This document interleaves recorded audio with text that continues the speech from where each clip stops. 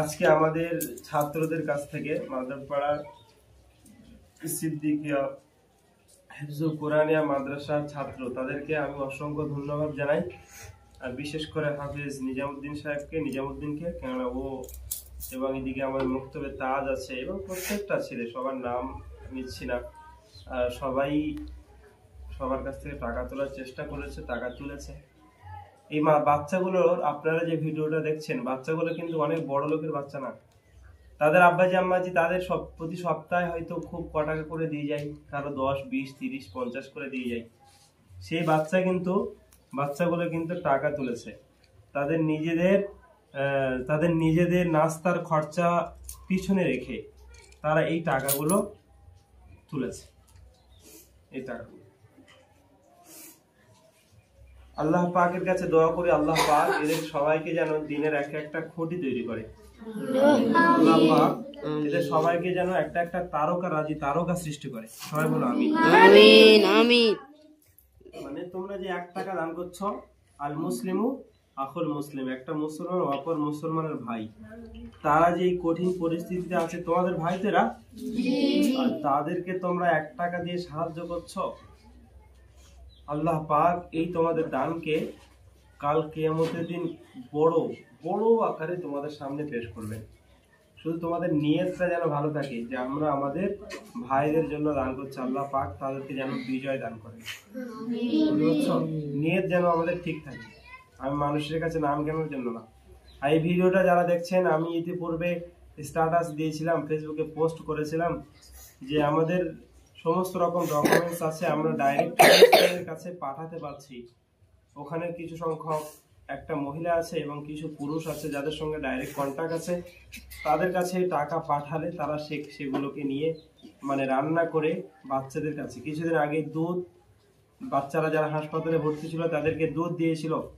আর গত কয়েকদিন আগে তাদেরকে প্রত্যেকটা বাড়িতে রুটি পৌঁছে দিয়েছিল, রুটি রান্না করে। আজকে আবার গতকালকে আবার পানিরও ক্রাইসিস, পানিও ভালো পানি পাওয়া যাচ্ছে না, সেই পানি তাদেরকে দিয়ে বিতরণ করেছিল। আবার আল্লাহ চাইলে আমাদের বড় বড় ভাইরা যারা উপরে আছেন তাদের জন্য অসংখ্য ধন্যবাদ। তারা প্রচুর পরিশ্রম করছেন।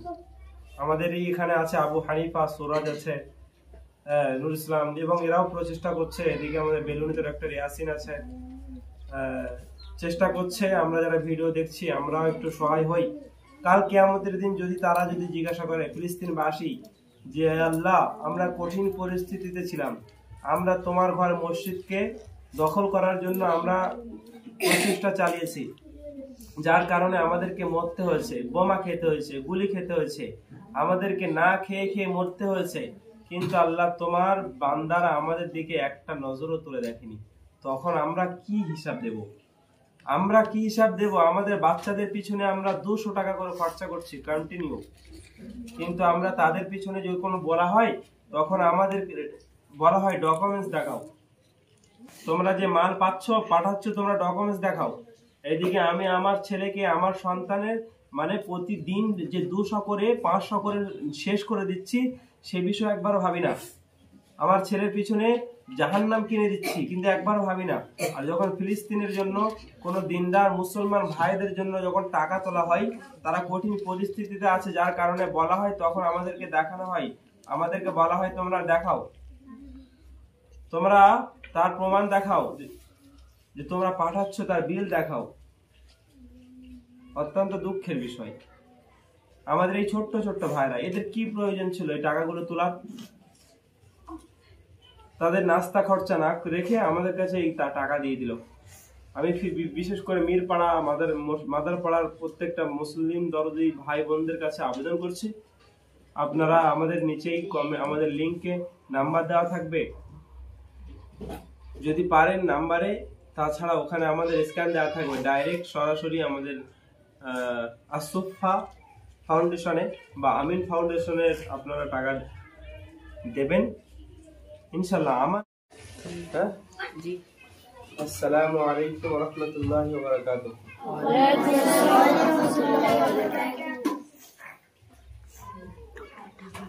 বলো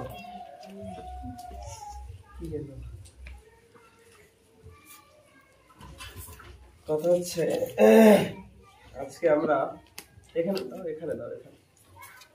আজকে আমরা আমাদেরই মুসলিম ভাই, মুসলিম দেশ ফিলিস্তিনের জন্য গত সপ্তাহে এবং কন্টিনিউ আমরা আমাদের মসজিদে বায়ানে বলে আসছিলাম গ্রামবাসীদের উদ্দেশ্য করে যে ফিলিস্তিনের মুসলমানদের পরিস্থিতি করুন, খুব কঠিন পরিস্থিতির সম্মুখীন তারা।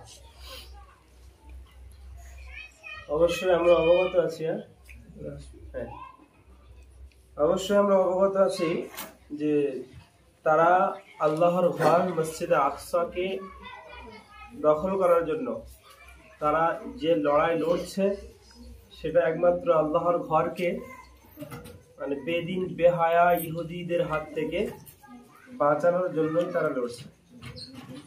আর সেই লড়াইয়ের কারণে আজ কিন্তু গাজার পরিস্থিতি নির্মম পরিস্থিতি, ফিলিস্তিনের পরিস্থিতি অতি কঠিন থেকে কঠিন। কিন্তু আল্লাহ রসুলের একটা হাদিস আছে, যখন মেহেদী আলাইহিস সালাতু সালাম আসবে না, শুনেছো না, এই মেহেদী যখন আসবে তখন কিন্তু ওই ফিলিস্তিনের কিছু সংখ্যক মানুষ আল্লাহর রসুলের ভবিষ্যৎবাণী, তারা সেখান থেকে উঠবে, সেখানে তারা এখন জন্মগ্রহণ করেছে বা করবে, ওই ফিলিস্তিনে বসবাসকারী তারাই কিন্তু ফিলিস্তিনকে বিজয় করবে। কি করবে? ওই যে ইহুদি ইসরায়েলরা আছে এখন তারা এত মানে নির্মম অত্যাচার করছে এবং মসজিদ আকসাকে যে ওরা আয়ত্ত করে রেখেছে, ওই ফিলিস্তিনের কিছু মুসলমান মানুষ জেহাদি একমাত্র আল্লাহকে ভয় করে, তাছাড়া কাউকে ভয় করে না, তারা আসবে, আসার পরে ওই ইহুদিদেরকে শেষ করে তারপরে মসজিদ আকসাকে তারা করবে, দখল করবে। তো এখন কথা হচ্ছে আমরা ইউটিউব, ফেসবুক, টুইটার, গুগল সব দিকে মানে ইন্টারনেটে, সোশ্যাল মিডিয়াতে অবগত আছে। আমরা দেখছি যে গাজার মুসলমানদের পরিস্থিতি খুব কঠিন। ফিলিস্তিনের বাচ্চাদেরকে, লক্ষ লক্ষ বাচ্চাদেরকে মেরে শেষ করে দিয়েছে। এখন ওখানের পরিস্থিতি যে ওরা খেতে পাচ্ছে না, যদি কোথাও কিছু খাবার, নোংরা খাবার পড়ে থাকে, সেই নোংরা খাবারগুলো কুড়াচ্ছে। যেমন আমাদের দেশের কুকুরগুলো, যেমন বলতে খারাপ লাগলেও বলতে হচ্ছে, আমাদের গ্রামের, আমাদের আশেপাশের কুকুরগুলো যেমন নোংরা খেয়ে গিয়ে বেড়ায়, ফিলিস্তিন এবং গাজার মুসলমান ছোট্ট ছোট্ট বাচ্চারা না খেতে পেরে, না খেতে পাওয়ার কারণে তারা ওই রকম কঠিন পরিস্থিতির সম্মুখীন হয়ে গেছে। কিছুদিন আগে একটা কুকুরের দেখেছিলাম, কুকুরটা পুরো কঙ্কাল হয়ে গেছে। মানুষ খেতে পাচ্ছে না, তা কুকুর কি করে খাবে?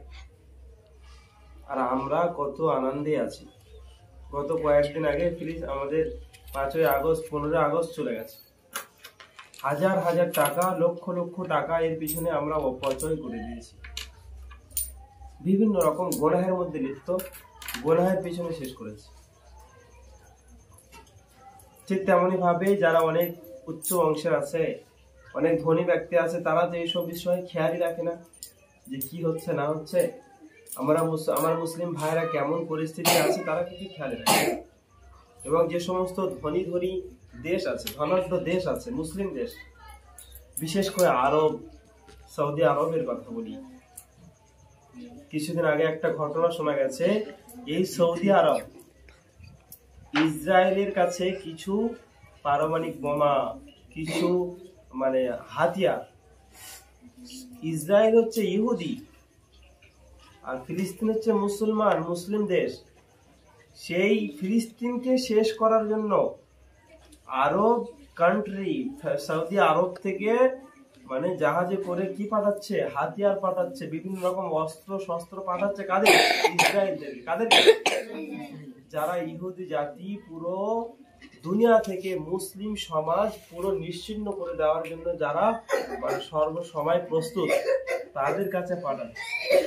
মানে কত নির্মম পরিহাস, কত কঠিন পরিস্থিতি চলছে। তারা মুসলমান, যেখান থেকে পুরো দুনিয়াতে ইসলাম ছড়িয়েছে, সেই মানে মেন জায়গা, মূল শাখা থেকে তারা অস্ত্র পাঠাচ্ছে ইসরায়েলের কাছে, ফিলিস্তিনকে, গাজাকে শেষ করার জন্য।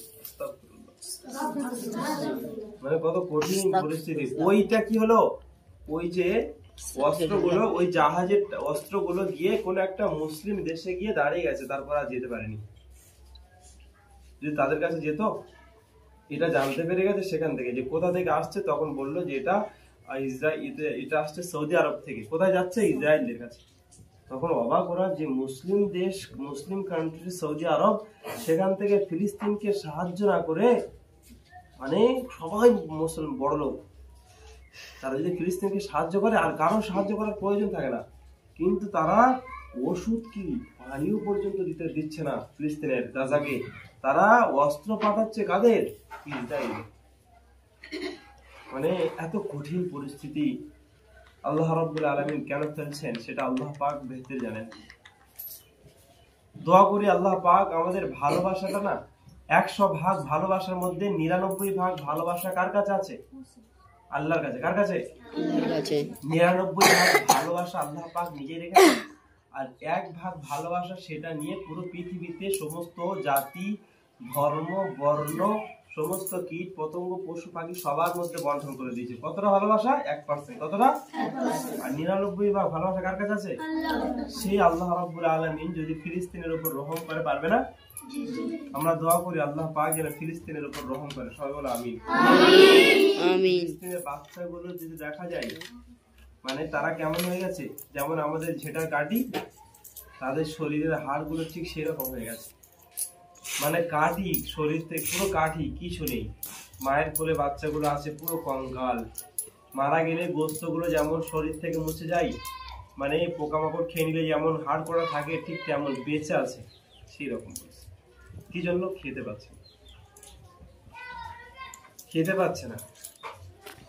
ওই জন্য আমরা আজকে আমাদের ছাত্রদের কাছ থেকে, মাদারপাড়ার সিদ্দিকিয়া হিফজুল কোরআনিয়া মাদ্রাসার ছাত্র, তাদেরকে আমি অসংখ্য ধন্যবাদ জানাই। আর বিশেষ করে হাফেজ নিজামুদ্দিনকে, কেননা ও এবং এদিকে আমাদের মুক্তবে তাজ আছে এবং প্রত্যেকটা ছেলে, সবার নাম নিচ্ছি না, সবাই সবার কাছ থেকে টাকা তোলার চেষ্টা করেছে, টাকা তুলেছে। এই বাচ্চাগুলোর, আপনারা যে ভিডিওটা দেখছেন, বাচ্চাগুলো কিন্তু অনেক বড় লোকের বাচ্চা না। তাদের আব্বাজি আম্মাজি তাদের প্রতি সপ্তাহে হয়তো খুব ক টাকা করে দিয়ে যায়, কারো 10, 20, 30, 50 করে দিয়ে যায়। সেই বাচ্চাগুলো কিন্তু টাকা তুলেছে, তাদের নিজেদের নাস্তার খরচা পিছনে রেখে তারা এই টাকাগুলো তুলেছে। এই টাকাগুলো আল্লাহ পাকের কাছে দোয়া করি আল্লাহ পাক এদের সবাইকে যেন দিনের একটা খুঁটি তৈরি করে। আল্লাহ পাক এদের সবাইকে যেন একটা তারকা সৃষ্টি করে। সবাই বলো আমিন। আমিন আমিন। মানে তোমরা যে 1 টাকা দান করছো, আল মুসলিমু আখুল মুসলিম, একটা মুসলমান অপর মুসলমানের ভাই। তারা যে এই কঠিন পরিস্থিতিতে আছে, তোমাদের ভাইদেরা, আর তাদেরকে তোমরা 1 টাকা দিয়ে সাহায্য করছো। আল্লাহ পাক এই তোমাদের দানকে কাল কিয়ামতের দিন বড় বড় আকারে তোমাদের সামনে পেশ করবেন। শুধু তোমাদের নিয়তটা যেন ভালো থাকে, যে আমরা আমাদের ভাইদের জন্য দান করছি, আল্লাহ পাক তাদেরকে যেন বিজয় দান করেন। নিয়ত যেন আমাদের ঠিক থাকে। আমি মানুষের কাছে নাম কেনার জন্য না। আর এই ভিডিওটা যারা দেখছেন, আমি ইতিপূর্বে স্ট্যাটাস দিয়েছিলাম, ফেসবুকে পোস্ট করেছিলাম যে আমাদের সমস্ত রকম ডকুমেন্টস আছে, আমরা ডাইরেক্ট কাছে পাঠাতে পারছি। ওখানে কিছু সংখ্যক একটা মহিলা আছে এবং কিছু পুরুষ আছে যাদের সঙ্গে ডাইরেক্ট কন্ট্যাক্ট আছে। তাদের কাছে টাকা পাঠালে তারা সেগুলোকে নিয়ে মানে রান্না করে বাচ্চাদের কাছে, কিছুদিন আগে দুধ, বাচ্চারা যারা হাসপাতালে ভর্তি ছিল তাদেরকে দুধ দিয়েছিল। আর গত কয়েকদিন আগে তাদেরকে প্রত্যেকটা বাড়িতে রুটি পৌঁছে দিয়েছিল, রুটি রান্না করে। আজকে আবার মানে গতকালকে আবার পানিরও ক্রাইসিস, পানিও ভালো পানি পাওয়া যাচ্ছে না, সেই পানি তাদেরকে বিতরণ করেছিল। আবার আল্লাহ চাইলে আমাদের বড় বড় ভাইরা যারা উপরে আছেন তাদের জন্য অসংখ্য ধন্যবাদ। তারা প্রচুর পরিশ্রম করছেন। আমাদের এখানে আছে আবু হানিফা, সুরাজ আছে, নুর ইসলাম, এবং এরাও প্রচেষ্টা করছে। এদিকে আমাদের বেলুনিতে ডক্টর ইয়াসিন আছে, চেষ্টা করছে। আমরা যারা ভিডিও দেখছি আমরাও একটু সহায় হই। কাল কিয়ামতের দিন তারা যদি জিজ্ঞাসা করে ফিলিস্তিনবাসী যে আল্লাহ আমরা কঠিন পরিস্থিতিতে ছিলাম, আমরা তোমার ঘর মসজিদকে দখল করার জন্য আমরা প্রচেষ্টা চালিয়েছি, যার কারণে আমাদেরকে মরতে হয়েছে, বোমা খেতে হয়েছে, গুলি খেতে হয়েছে, আমাদেরকে না খেয়ে খেয়ে মরতে হয়েছে। কিন্তু আল্লাহ তোমার বান্দারা আমাদের দিকে একটা নজরও তুলে দেখেনি। তখন আমরা কি হিসাব দেব? আমরা কি হিসাব দেব? আমাদের বাচ্চাদের পিছনে আমরা 200 টাকা করে খরচা করছি কন্টিনিউ, কিন্তু আমরা তাদের পিছনে যখন বলা হয় তখন আমাদের বলা হয় ডকুমেন্টস দেখাও, তোমরা যে মাল পাঠাচ্ছ তোমরা ডকুমেন্টস দেখাও। এদিকে আমি আমার ছেলেকে, আমার সন্তানের মানে প্রতিদিন যে 200 করে 500 করে শেষ করে দিচ্ছি, সে বিষয়ে একবারও ভাবি না। আমার ছেলের পিছনে জাহান্নাম কিনে দিচ্ছি, কিন্তু একবারও ভাবি না। আর যখন ফিলিস্তিনের জন্য কোন দিনদার মুসলমান ভাইদের জন্য যখন টাকা তোলা হয়, তারা কঠিন পরিস্থিতিতে আছে, যার কারণে বলা হয়, তখন আমাদেরকে দেখানো হয়, আমাদেরকে বলা হয় তোমরা দেখাও, তোমরা তার প্রমাণ দেখাও যে তোমরা পাঠাচ্ছ, তার বিল দেখাও। অত্যন্ত দুঃখের বিষয়। আমাদের এই ছোট্ট ছোট্ট ভাইরা, এদের কি প্রয়োজন ছিল এই টাকাগুলো তোলার? তাদের নাস্তা খরচা না রেখে আমাদের কাছে এই টাকা দিয়ে দিল। আমি বিশেষ করে মিরপাড়া মাদারপাড়ার প্রত্যেকটা মুসলিম দরদি ভাই বোনদের কাছে আবেদন করছি, আপনারা আমাদের নিচেই আমাদের লিংকে নাম্বার দেওয়া থাকবে,